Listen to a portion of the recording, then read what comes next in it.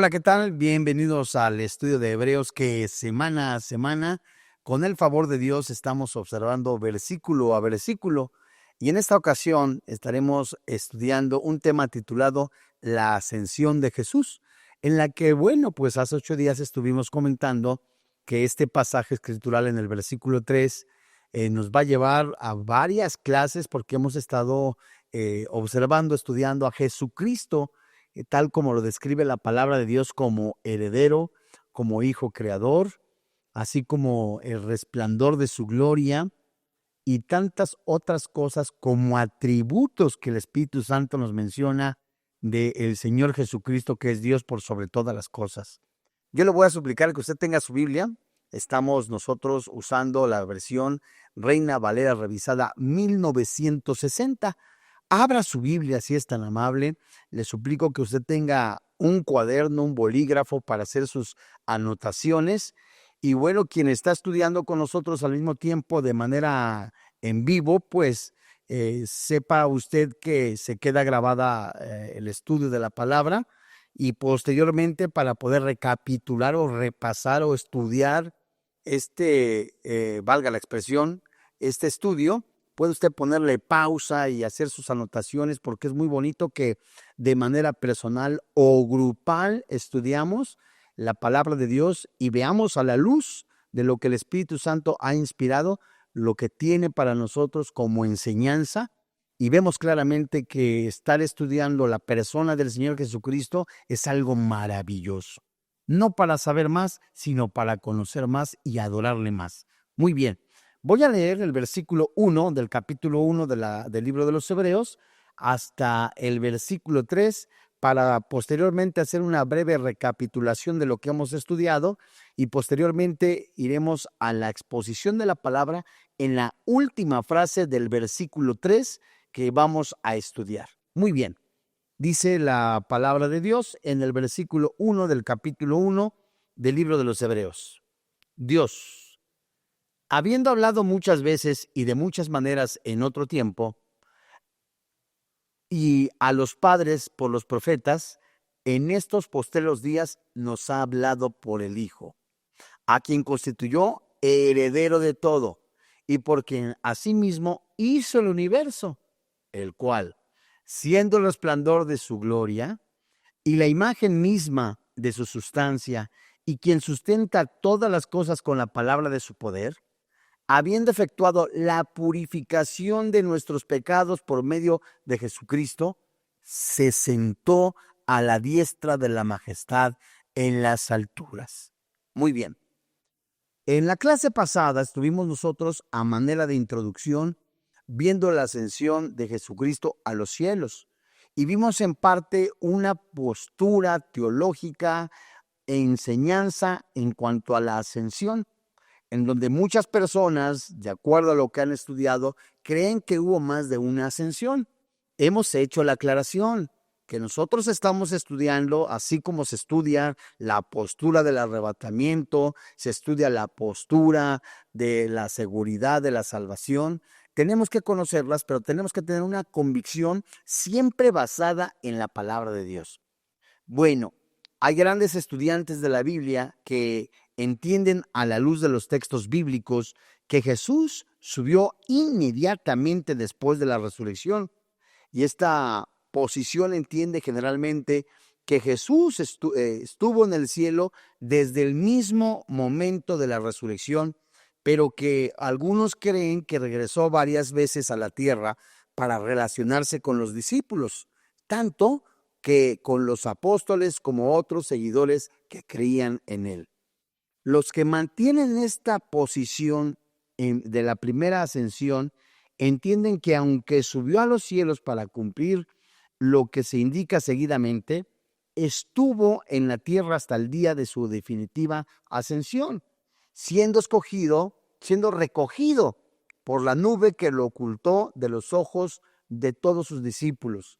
Muy bien, parece que se aprecia en la lectura de los eventos de la resurrección que hubo una ascensión después de ella para el cumplimiento pleno de lo que se había anunciado en el Antiguo Testamento y especialmente en la tipología. Estudiamos, si usted tiene los apuntes, Juan capítulo 20, versículo 17, en una frase muy interesante, en la frase no me toques, que vimos desde las raíces griegas, que significa no me retengas, no me abraces. La comparamos con estas personas, estos hermanos en la fe que dicen que hubo más de una ascensión, comparada con un acontecimiento que se describe en Lucas capítulo 24, versos 38 al 40, que fue el mismo día en la que a María le dice, no me toques, no me retengas. Pero a los discípulos el mismo día, y que describe el doctor Lucas, dice, tócame, veme que yo soy, porque un espíritu no tiene carne ni huesos. Bueno, ahora mis amados hermanos en la fe, quienes sostienen la primera ascensión hacen notar un contraste que es claro en los dos versículos. Primero, hay una prohibición a María que no la abrace. Segundo, se hace una invitación a los discípulos. Pero viendo nosotros a la luz de la palabra de Dios en que sí hubo varias ascensiones, vamos a compararlo con Juan capítulo 20, en el verso 17. En esta palabra que hace un momento mencioné, no me toques, pero que estudiamos muy bien la clase pasada, Juan capítulo 20, versículo 17.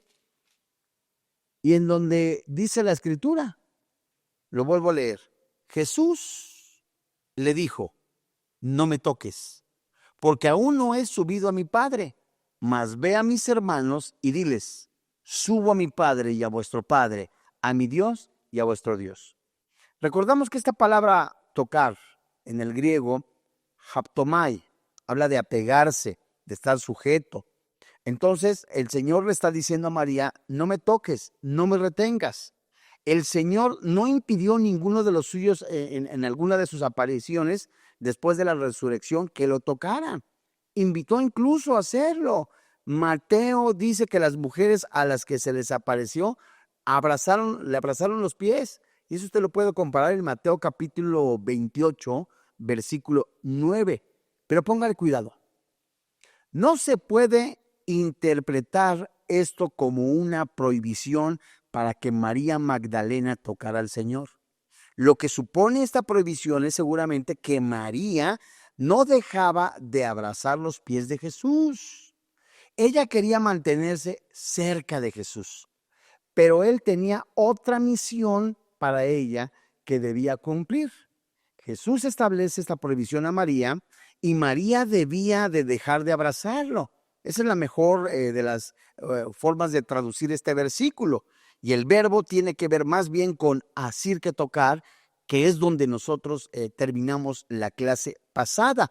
Ahora, quienes sugieren que Jesús subió al Padre para presentar la plenitud de la obra realizada, abrir para el hombre el trono de gracia en base a ella, y luego volvió a la tierra para acompañar a los suyos y manifestarse a ellos hasta el día de la exaltación de los cielos.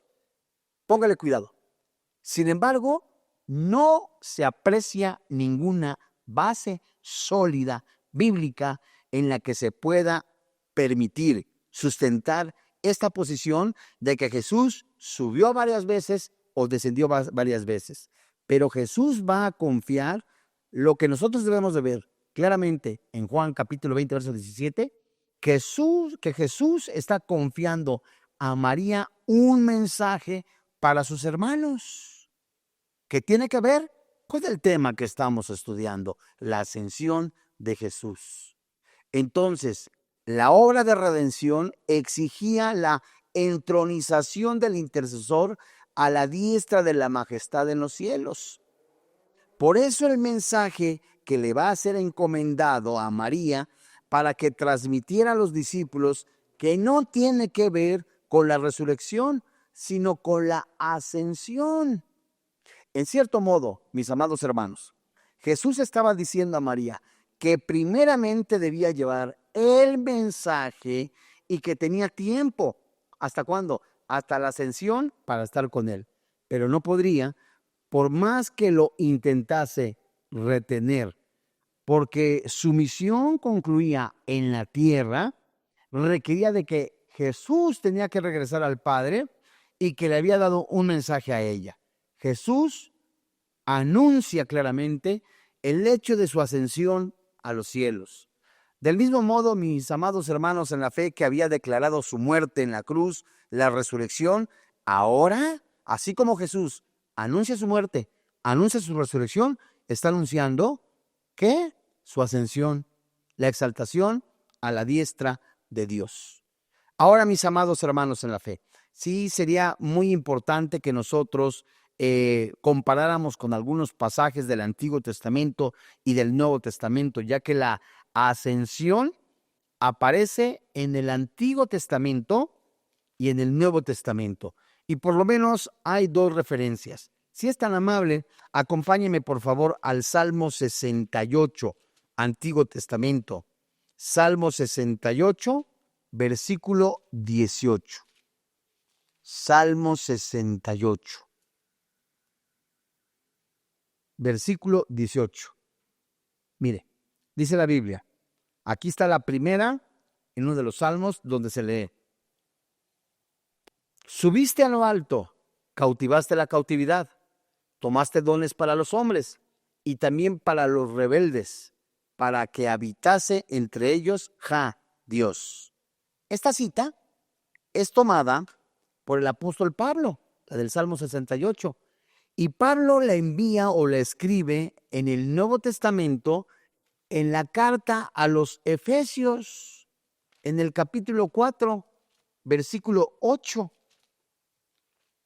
Y se refiere a la ascensión. En Efesios, capítulo 4, versículo 8. Póngale cuidado nada más. Efesios, capítulo 4, versículo 8. Y dice la Escritura: por lo cual dice, subiendo a lo alto, llevó cautiva la cautividad y dio dones a los hombres. El Salmo, proféticamente hablando, el Salmo 68, verso 18, tiene un doble cumplimiento. Primero, se refiere a la presencia del arca de la alianza conducida hasta la cumbre de Sión. En la figura, Dios toma posesión del lugar más alto de la tierra, aunque el monte no lo es, por el hecho de estar presente en él. El segundo aspecto tiene que ver con la ascensión de Jesús a los cielos, con las marcas del triunfo de la redención. Mire, había dejado su posición celestial, descendido al mundo para luchar contra los enemigos del hombre. Pero una vez concluida la batalla, regresa a su gloria que le pertenece y corresponde eternamente. Ahora, si nosotros leemos el Salmo 68, versículo 18, y lo comparamos con Efesios capítulo 4, versículo 8, nos damos cuenta de algo. Que si habla del arca de la alianza en el Salmo, es figura del Señor Jesucristo, en donde en el arca se depositaba la sangre. Ahora, si nosotros nos vamos a los evangelios donde estamos observando, leyendo, estudiando, cuando Jesús es sepultado, que están los ángeles custodiando el cuerpo de Jesús, la ofrenda, nos damos cuenta que también es como un tipo de tabernáculo o el mismo tabernáculo donde se ofrece el sacrificio. Y Pablo escribe a los Efesios, en Éfeso, que subió a lo alto, el sujeto es Jesús, llevó cautiva la cautividad y dio dones a los hombres. Ahora, la multitud de los cautivos, esto se explica muy bien, puede usted verlo en la serie de los Efesios que dimos versículo a versículo y que lo puede usted ver de manera gratuita, estudiar de manera gratuita en la red social de YouTube. Ahora, la multitud de cautivos no es tanto que un descenso al Hades, sino la posición en él de todos los hombres que son salvos por gracia a lo largo de la historia humana. A esto se llama así por el hecho de haberlo sido de cautividad del pecado, de modo que el Señor, como ocurría con los conquistadores de antaño, llevó del territorio enemigo una inmensa multitud que son trofeo de su gracia poderosa. Quiere decir que Jesús desciende al centro de la tierra, Los salvos que fueron salvados a crédito son llevados hasta la presencia del Padre Celestial como trofeo por su gracia poderosa y son llevados cautivos de Dios. Implica un cambio en el cautiverio del pecado. Antes de ser cristianos, eran cautivos, esclavos del pecado, de modo que este cautiverio queda cautivo. Y esa esclavitud nos cautiva a cada uno de los creyentes, pero no para muerte y perdición perpetua, sino para una vida eterna. Las personas que antes estaban esclavas del pecado, eran completamente en prisiones de pecado. Jesucristo les da la libertad, anuncia su triunfo en el centro de la tierra. Ahora, esos esclavos son esclavos ahora, libres del pecado, pero cautivos, esclavos para salvación, para el Señor. Ya lo dice el apóstol Pablo, prisionero del Señor Jesucristo, esclavo del Señor Jesucristo, siervo del Señor Jesucristo, y todo eso para vida eterna. Ahora, mis amados hermanos en la fe, qué importante es conocer la muerte, resurrección y ascensión del Señor Jesucristo. Cada una de estas etapas, permítame la expresión, como empezamos a estudiar hace ya 2 clases, son un proceso de exaltación en la que es la resurrección de los muertos, la ascensión a los cielos y la reunión a la diestra del Padre. Nada más, fíjese usted, nada más para que nos demos cuenta, o como dicen por ahí, nos demos un ligero quemón, una sola frase que está en Hebreos, lo que nos lleva a estudiar y la luz que nos da la palabra misma. Si es tan amable, por favor, vayamos a otra cita en Proverbios, Antiguo Testamento. Proverbios, capítulo 30, verso 4. Proverbios, capítulo 30, verso 4. Apúntele. Proverbios, capítulo 30, versículo 4. Y vamos a comparar las dos. Proverbios 34 y Juan, capítulo 3, versículo 3. Esto es muy importante, porque vamos a comparar lo que dice Proverbios y la respuesta a las preguntas que se hacen en Proverbios se responden, permítame el término, en Juan capítulo 3, verso 13. Dice Proverbios, capítulo 30, versículo 4. La escritura dice: ¿quién subió al cielo y descendió? ¿Quién encerró los vientos en sus puños? ¿Quién ató las aguas en un paño? ¿Quién afirmó todos los términos de las tierras? ¿Cuál es su nombre y el nombre de su hijo, si sabes? Las preguntas retóricas del texto exigen una respuesta negativa. En otras palabras, ¿quién subió, dice la escritura, al cielo y descendió? Nadie. O sea, ningún humano, ningún mortal, ¿verdad? ¿Quién encerró los vientos en sus puños? Ningún pecador, ningún ángel. ¿Quién ató las aguas en un paño? Ningún ser humano creado de barro, formado de barro. ¿Quién afirmó todos los términos de la tierra? Ninguno le puso medidas a la tierra más que Dios. Ningún ser humano, ni Adán, ¿verdad? Mucho menos Eva. ¿Cuál es su nombre y el nombre de su hijo? ¿Sí sabes?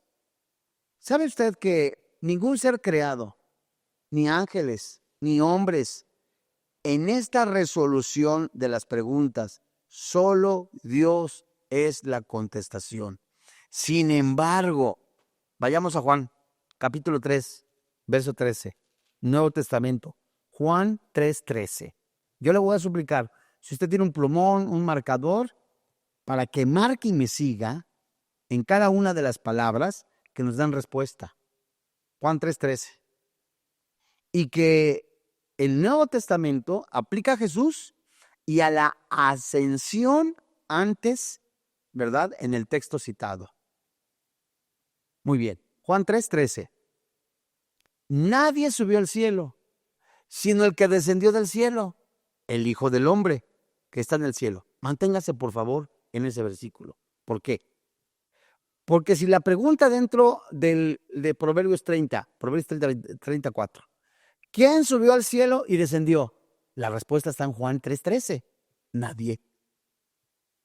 ¿Quién encerró los vientos en sus puños? Nadie, ningún ser humano. ¿Quién ató las aguas en su paño? ¿Quién afirmó todos los términos de la tierra? ¿Cuál es su nombre? ¿Quién afirmó todos los términos de la tierra? ¿Quién ató las aguas del paño? El que descendió del cielo, el Hijo del Hombre que está en el cielo. Ahora espéreme tantito. Aquí hay algo sobrenatural que solamente el Espíritu Santo puede mostrarnos, iluminarnos. En Juan 3:13, que están las respuestas de las preguntas de Proverbios 34, nos enseñan el sujeto que es Jesús. Nadie ha subido al cielo, sino el que descendió del cielo, el Hijo del Hombre que está en el cielo. Permítame. Aquí encontramos algo hermoso. Nadie, ningún ser humano, ningún profeta, habla de ascender. Subió al cielo. Este sube, pero también habla de bajar, sino el que descendió del cielo. Una sola persona. Uno que sube, el mismo que baja. El Hijo del Hombre. Pero a ver, la última frase, que está en el cielo. Son 3 eventos distintos en una sola persona y en esa misma persona que está en una sola posición. ¿En dónde? En el cielo. Ese mismo que subió es el que descendió, el Hijo del Hombre. Pero resulta que sube y que desciende, pero que también está en el cielo. Eso dice el versículo. Entonces, a ver, barajéamela más despacio. Sí, si Jesús, que es Dios, tiene todos los atributos del Padre Celestial propios, es omnipresente. Espérame tantito. Pero si desciende del cielo y habla con los hombres, quiere decir que vino para hacerse semejante como uno de nosotros, aunque sin pecado, con el propósito de enseñarnos el camino a Dios, conducirnos a la salvación. Y Jesús subió a los cielos después de la resurrección. Pero lo importante aquí no es tanto precisar la aplicación temporal a la que se refiere, sino el hecho de que Jesús descendió al cielo. Y la parte final del versículo 13 del capítulo 3 de Juan dice que está en el cielo. Amados hermanos en la fe, esto es para que se nos fundan los fusibles, puesto que el mismo Señor Jesús, el Hijo de Dios, que es Dios, sube al cielo, desciende del cielo, pero está en el cielo. A ver, entonces es algo impresionante que nos está enseñando la Escritura. 3 eventos distintos, pero sigue en el cielo. Baja a la tierra en semejanza de hombre, predica a los hombres, muerte, resurrección, pero sigue estando en el cielo, dice el versículo. Y es el mismo Jesús hablando. Y el Hijo de Dios y su humanidad son uno solo Cristo. Es Hijo eterno del Padre eterno y es hombre en la temporalidad asumida en su persona divina. Y en la unidad de la persona habla en la tierra y también está en el cielo. El Hijo de Dios estaba en la tierra por naturaleza humana, subsiste en la persona divina, pero también estaba en el cielo por ser verbo eterno del Padre eterno. Y se deja ver la preexistencia que menciona Juan capítulo 1:1. En el principio es el verbo y el verbo era Dios. Acuérdate que esa frase era esa palabra en el original es, que habla de estar cara a cara, junto con Él. Entonces quiere decir que mientras Jesús estaba en la tierra, también estaba en el cielo. Que mientras Jesús es crucificado, también estaba en la tierra. ¿Cómo? Pero si la historia muestra que Él estaba ahí, su parte humana. Su parte, en su naturaleza humana, ¿verdad? Semejante a los hombres. Pero también es Dios. Entonces, nos deja ver la preexistencia de Jesús como Dios, que se menciona también en la carta a los Romanos. Entonces Jesús es Dios por sobre todas las cosas. Del mismo modo, mis amados hermanos en la fe, que así como anunció Jesús su muerte, su pasión, su sepultura y resurrección, también lo hizo en la ascensión. Jesús anuncia: es necesario que yo muera por ustedes. Es necesario que el Hijo del Hombre sea sepultado como Jonás, en la profecía de Jonás. Es necesario que el Hijo del Hombre resucite. Así como lo anunció, por lo menos 13 veces se menciona en el Evangelio de Juan su ascensión. Vamos a Juan capítulo 3 y de nuevo veamos el versículo 13. Vamos a ver por lo menos, apúntale si es tan amable. Juan capítulo 3, versículo 13. Juan capítulo 3, verso 13. Muy bien. Y luego Juan capítulo 6, verso 62. Y Juan 7:33. Con mucho gusto se las repito. Juan 3:13. Juan 6:62. Y Juan capítulo 7, verso 33. Veamos la primera, mis amados hermanos en la fe. El versículo 13 que hemos estado observando varias veces. Y en este caso nos centramos en la ascensión. Versículo 13.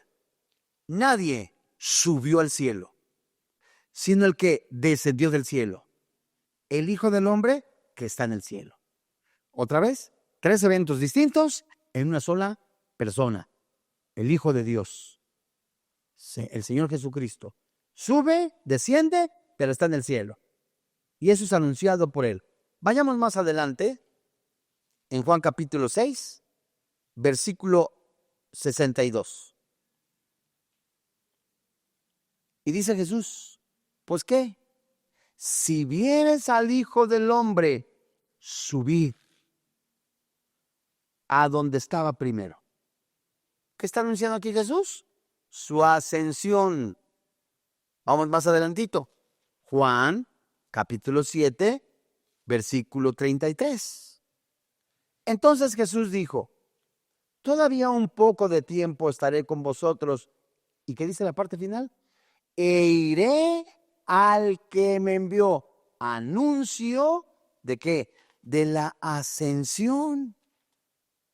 Ahora nosotros si somos estudiantes de la palabra de Dios, vemos el misterio terrenal que había sido encomendado y que incluía el sacrificio en la cruz que estaba ya en un futuro próximo, cronológicamente hablando. Es interesante, mis amados hermanos en la fe, apreciar que esto había sido el tema de la transfiguración, donde los enviados del cielo como Moisés y Elías hablaban con Jesús de su partida que tendría lugar en Jerusalén. Entonces hay muchas preguntas. Oye, ¿qué es lo que platicaban Moisés y Elías con Jesús cuando fue la transfiguración? Nadie lo sabe. A ver, espérame tantito. Vayamos a Lucas, capítulo 9, versículo 31. Y si el tema de este día es la ascensión del Señor Jesucristo, hablaban de la ascensión. Fíjese muy bien. Lucas capítulo 9, en el versículo 31, que escribiera el doctor Lucas, y dice la Biblia: quienes aparecieron rodeados de gloria, se refiere a Moisés y a Elías, y hablaban de su partida, que iba Jesús a cumplir en Jerusalén. Esto es muy interesante porque cuando estaban juntos Moisés y Elías, junto con Jesús, estaban hablando de su ascensión. Vayamos a Juan capítulo 14, versículo 2, donde el Espíritu Santo nos enseña que Jesús, el Hijo de Dios, sigue anunciando su ascensión. Y si nosotros, Juan capítulo 14, verso 2, Si nosotros somos observadores, en la frase que se encuentra en la última partecita de Hebreos, capítulo 1, verso 3, que se sentó a la diestra del Padre, el tema que es a desarrollar, la exaltación del Señor Jesucristo, que tiene las etapas que hemos estado estudiando como muerte, resurrección y ascensión. El punto es su exaltación, que se menciona en Hebreos. Y para nosotros ver todo ello, la exaltación del Señor Jesucristo, la pregunta era al inicio de todo este bloque, era, bueno, ¿quién es exaltado? ¿El Padre o el Hijo? Vemos pues que es Jesús, el Hijo de Dios. ¿En qué naturaleza? En la naturaleza como redentor. Vamos a Juan capítulo 14, verso 2, donde leemos, en la casa de mi Padre muchas moradas hay. Si así no fuera, yo os lo hubiera dicho. ¿Qué dice? Voy, pues, a preparar lugar para vosotros. El propósito de Jesús al consolar a sus discípulos. Señor, ya te vas. ¿Qué va a pasar con nosotros?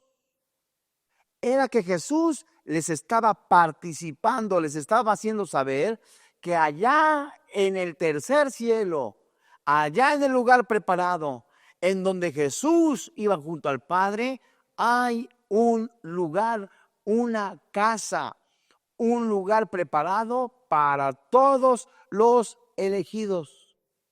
Y el mismo Juan recibiría una revelación sobre el lugar que Jesús prepara para los suyos, cuyo detalle aparece, apúntale, en Apocalipsis, capítulo 21, versos del 9 al 25.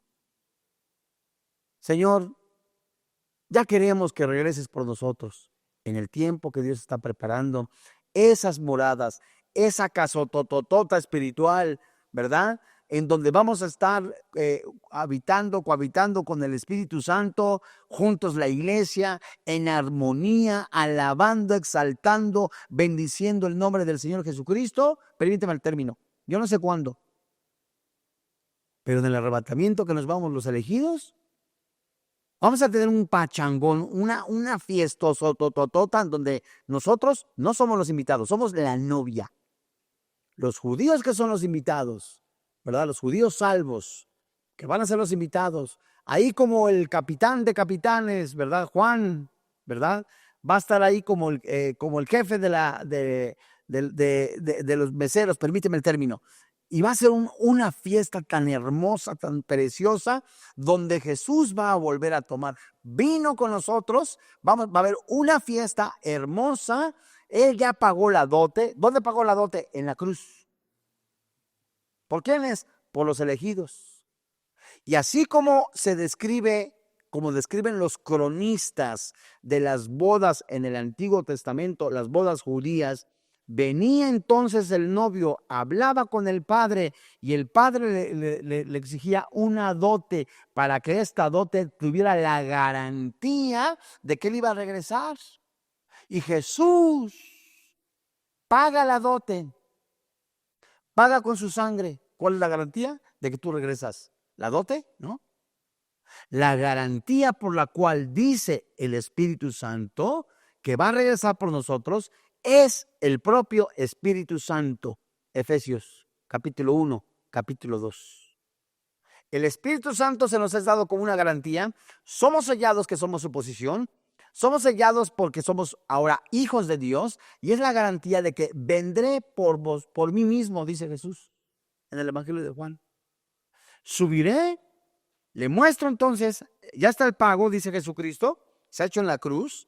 Ya, vienen entonces los santos, ¿verdad? Y ahora vendré por mí mismo, ya que está preparada la casa. Híjole, Dios mío.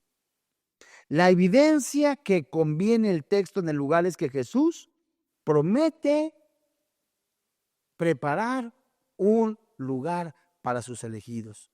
Por tanto, mis amados hermanos en la fe, Él mismo estaba anunciando a los discípulos que regresaría a la gloria de donde había venido, lo que implica necesariamente la ascensión. Es necesario, hijos míos, hermanos míos, dice Jesús, que yo vaya hacia el Padre, porque voy a preparar el lugar para ustedes. Ya que esté preparado, ya que esté preparada la residencia, vendré por mí mismo, es decir, se hace uno con la iglesia, Efesios 4. El Espíritu Santo es la garantía que va a venir por nosotros. No se turbe vuestro corazón. Juan capítulo 14. Se los leo. Verso 4. Y sabéis a dónde voy. Y sabéis a dónde voy. Y sabéis el camino. Y en el verso 5 dice, le dijo Tomás, Señor, no sabemos a dónde vas. ¿Cómo pues podemos saber el camino? Jesús le dijo, yo soy el camino y la verdad y la vida. Nadie va al Padre si no es por mí. ¡Qué maravilloso! Ahí mismo, por favor, busca Juan capítulo 14, verso 12. Juan capítulo 14, verso 12. Y dice la Escritura, de cierto os digo, el que en mí cree, el que en mí deposita su esperanza para salvación, en que en mí ha creído que yo he muerto en la cruz, en que en mí cree que yo he resucitado con mi propio espíritu, dice el Señor Jesucristo, el que en mí tiene esperanza de la vida eterna, las obras que yo hago, él hará también, pero aún mayores hará, porque, ¿qué dice? Yo voy al Padre. Yo voy al Padre, dice el Espíritu Santo en los labios del Señor Jesucristo, siendo el mismo Dios. Y la causa de esta operación de poder sería posible porque Él va al Padre. Es decir, dejaba el mundo y la vida que le habían sido natural como hombre para ascender, regresando al Padre. ¿De dónde? De donde Él había venido.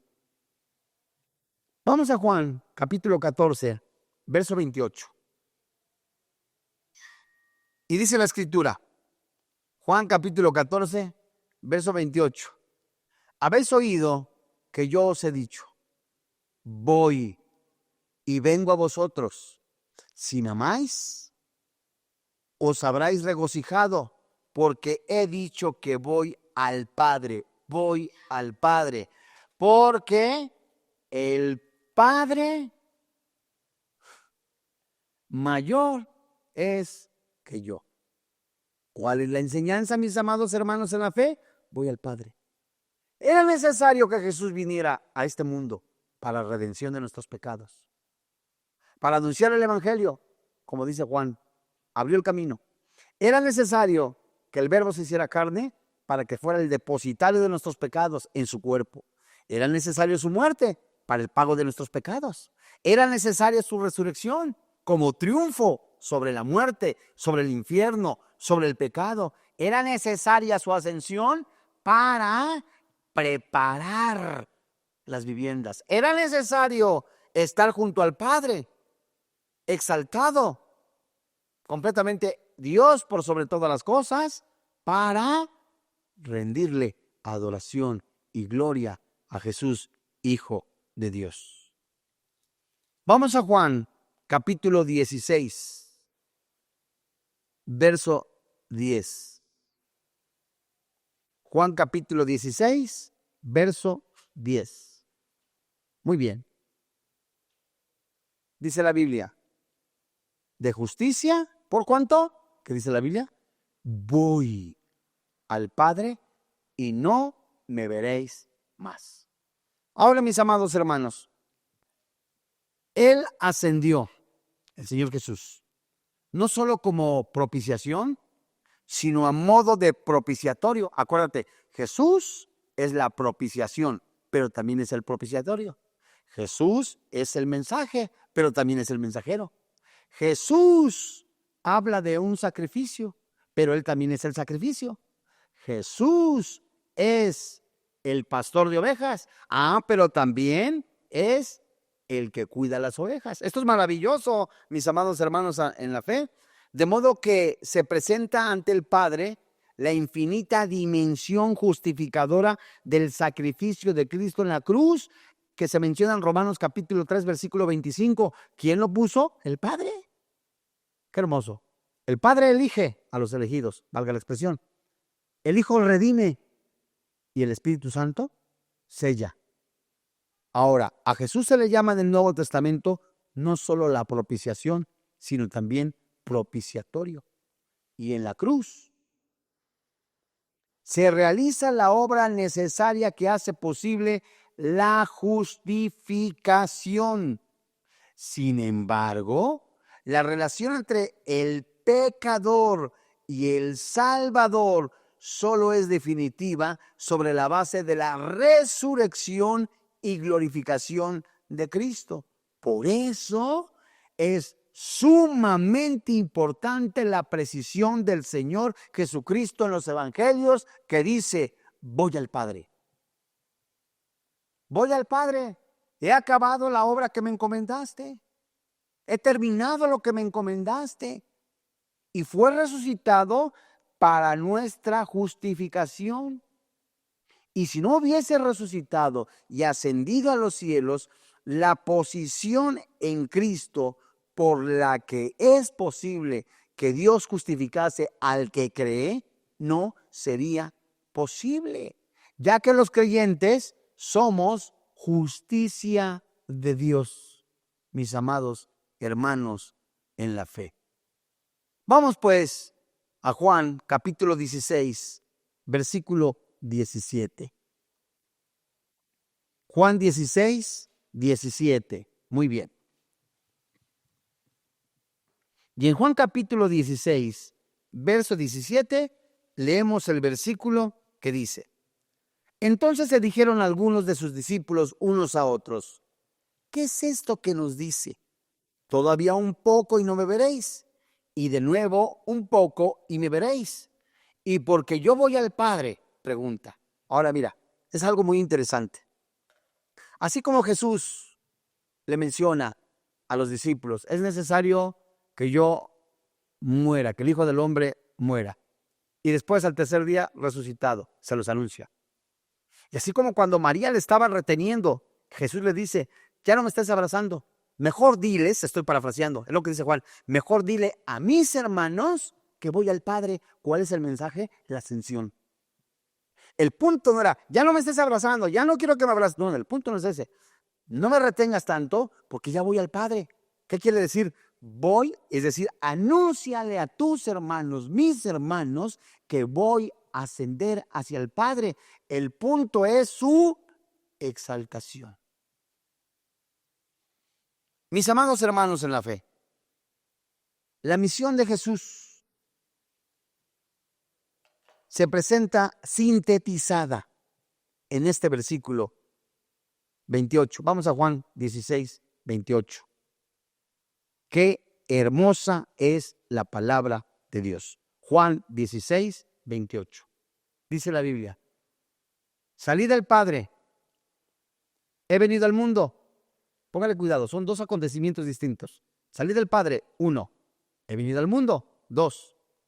Otra vez dejo el mundo, anunciando la ascensión, 3. Y voy al Padre, la ascensión.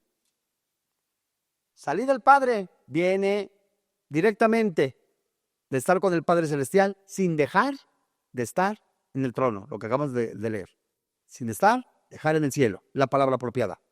Ahora viene el mundo, un propósito. Ha cumplido su propósito. Ahora, ¿sabes qué, hermanos en la fe? Otra vez dejó el mundo. ¿Cómo que otra vez? Pues es que es omnipresente. Y voy al Padre. Cuando nosotros leemos la frase que había salido del Padre, nos habla que cumplió la misión encomendada y regresaba de nuevo al Padre. Esto es una verdadera síntesis doctrinal. Mis amados hermanos en la fe, habla de la preexistencia de Cristo, la encarnación del Verbo, el sacrificio redentor, y eso es algo hermoso y maravilloso. El hombre intenta, mis amados hermanos en la fe, El hombre intenta buscar el propósito de la vida, el por qué estoy en este planeta, a través de las religiones, a través de los círculos sociales, a través de la brujería, la hechicería, la santería, a través de la adivinación, a través de la lectura de los caracoles, a través de la lectura de las cartas tarot, más o mayor, más o menor, a través de tantas cosas que ofrece el mundo. Y Jesús les dice, en el mundo tendréis aflicción. Y Jesús dice, pero yo he vencido al mundo. Y la Biblia, dice la palabra de Dios, nos enseña que Jesús viene al mundo, Juan el Bautista prepara el camino para que la semilla del sembrador, que es el Señor Jesucristo, caiga en el corazón de los hombres, diciéndoles, el único camino para el Padre soy yo, dice Jesús. Nadie va al Padre si no es por mí, dice Jesucristo. No hay otro nombre dado a los hombres en que podamos ser salvos, dice el Señor Jesucristo. La paga del pecado es la muerte, dice la Biblia, mas el regalo de Dios es la vida eterna. Los borrachos, los adúlteros, los afeminados, los maldicientes, los estafadores, la Biblia dice, no heredan el reino de los cielos. Y el hombre intenta a través de las religiones, y el hombre intenta a través de las peregrinaciones, y el hombre intenta a través de fetiches, a través de rosarios, a través de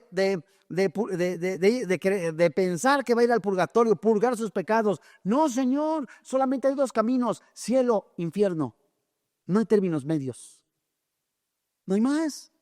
Lo dice la Nácar Colunga, lo dice la Torre Samad. Es más, es impresionante. Hasta la de la Watchtower de los Testigos de Jehová, ninguna menciona, ni los mormones mencionan el purgatorio. Solamente hay dos caminos, un camino, una puerta ancha, otra puerta estrecha. La ancha te ofrece pecado, diversión y ceremonias y rituales para apagar tu conciencia, calmar tu conciencia. La puerta, el camino angosto, que es el camino de rendición, de reconocer mis pecados, de reconocer que estoy en la bancarrota, de reconocer que tengo que estar humillado, de reconocer que solamente Jesucristo es el camino, la verdad y la vida. Y solamente unos poquitos reconocen que Jesús es el Señor. La palabra de Dios es anunciada. Las escrituras señalan que solamente Jesús es el Señor. Muchos son llamados, pero pocos son los elegidos. Muchos escucharon la palabra de Dios, pero pocos la oyeron y pocos obedecieron al llamado de fe. Ven a mí, dice el Señor Jesús. Ven a mí, dice el Señor Jesús. Ya no busques a través de religiones, ya no busques a través de ritos ceremoniales. Todo aquel, dice el apóstol Pablo, que confiese que Jesús es el Señor, que Dios le levantó de entre los muertos, la Biblia dice, hay perdón en él. En el momento de que yo me esté a punto de morir, dice alguno, me arrepiento. Sábete que el arrepentimiento es un don que solo Dios puede dar. Intentas apagar tu conciencia, calmar tu conciencia, regalando tantas cosas a hospicios, regalando tantas cosas a orfanatos, regalando tantas cosas a quienes, a los ancianos, a las viudas. ¿Está mal? No, no está mal. Lo malo es que crees que con eso vas a salvar tu alma y sigues fornicando y sigues adulterando y sigues emborrachándote y sigues viviendo para el pecado. Venga la vida, una vez solamente se puede vivir en este planeta. Puesto que una sola vez se puede vivir en este planeta, dice Salomón, es necesario que conozcas a tu Creador. Es el día de salvación. Es el día en que Jesús te está diciendo, ven a mí. Es el día en que Jesús te está diciendo, ven y siéntate a la mesa. Reconoce que eres pecador, que solamente en Jesús hay perdón de pecados. Permítame, deje ponerme a cuentas con mi amante. Permítame, déjeme robar solamente unos cuantos milloncitos para asegurar mi vejez. No, es en este tiempo. Porque puedes decir, alma mía, gózate con todo lo que tengo. Aumentaré mis graneros sin saber que hoy vendrán por tu alma los demonios. Si hoy en este día quieres recibir a Jesús, reconocer a Jesús como el único que es el camino y la verdad y la vida, ese, el que se hizo semejante a los hombres, el que anunció el camino siendo el mismo camino, el que murió por nuestros pecados, el que resucitó de entre los muertos, el que ascendió hasta el tercer cielo, junto a estar con el Padre y que el Padre lo exaltó, ese Jesús te dice, ven a mí, que solamente yo te puedo dar el perdón de tus pecados. Vamos a orar. Padre Celestial, hoy en este día, dile desde ahí, desde tu lugar, reconozco que soy pecador, que la paga del pecado es muerte. ¿Tu regalo? La vida eterna. Creo que en Jesús fueron puestos mis pecados. Su Santo Espíritu lo levantó de los muertos, venciendo a la muerte, venciendo el infierno, venciendo al mundo, venciendo al pecado, dándome vida eterna, no por mis méritos ni mis sacrificios, sino por el poder de la muerte y resurrección del Señor Jesucristo. Creo que ahora soy hecho hijo de Dios, nacido de nuevo, sellado por el Espíritu Santo y en la esperanza de la vida eterna por el regalo del Señor Jesucristo. Padre Celestial, te doy gracias por quien ahora vive y reina en mi corazón, Cristo Jesús. Amén. Se ha predicado la palabra de Dios con libertad. Le damos la honra y la gloria a nuestro Padre Celestial por su Santo Espíritu que ha inspirado su palabra. De modo que si hoy usted recibió a Jesucristo como su Señor y como su Dios, háganoslo saber a través de las redes sociales, donde con mucho gusto estaremos orando por usted. Le invitamos a que usted se inscriba en un estudio cristiano en una iglesia nueva testamentaria. Lea la palabra de Dios. Le sugerimos que empiece a leer el Evangelio de Juan, en donde usted puede conocer más a Jesús y su amor. Comparta que ahora con sus amistades que tiene a Jesucristo como su Señor y como su Dios. Ore con Dios. Orar no es rezar. Orar es hablar con Dios. Y cada vez que termine usted su oración, hágalo en el nombre del Señor Jesucristo. A nombre del doctor Armando Alducin, de todo el cuerpo pastoral de Vida Nueva para el Mundo, así como todos los que colaboramos en este ministerio, le damos las gracias. Que Dios le bendiga, que tenga paz. Hola, ¿qué tal? Me da mucho gusto saludarles y quisiera simplemente comunicarles que gracias a todos ustedes a través de todas las naciones del mundo que aman la palabra de Dios y que realmente están interesados en que nosotros como organización Vida Nueva para el Mundo y Armando Alducin Ministries continuemos predicando el Evangelio de la Gracia de Jesucristo y que podamos nosotros continuar haciéndolo gracias a sus donaciones. Este año cumplimos 46 años de ministerio, 46 años donde hemos predicado, hemos enseñado, hemos tenido seminarios y de diferentes formas de estudios bíblicos alrededor del mundo y hemos pensado y considerado de una forma fiel el Evangelio de la sana doctrina de Jesucristo. Nosotros, con todas estas donaciones, tenemos que sostener pastores, misioneros, obras, equipos de televisión y aún continuamos buscando la manera de poder elevar este ministerio.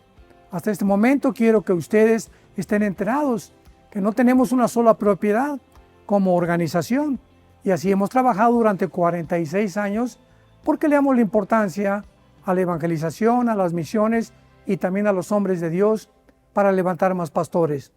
Le damos las gracias y que pueda Dios con su gracia tocar sus corazones y que puedan ustedes invertir en un terreno donde es fructífero, porque creemos que ha producido bastante buen fruto para la gloria de Dios.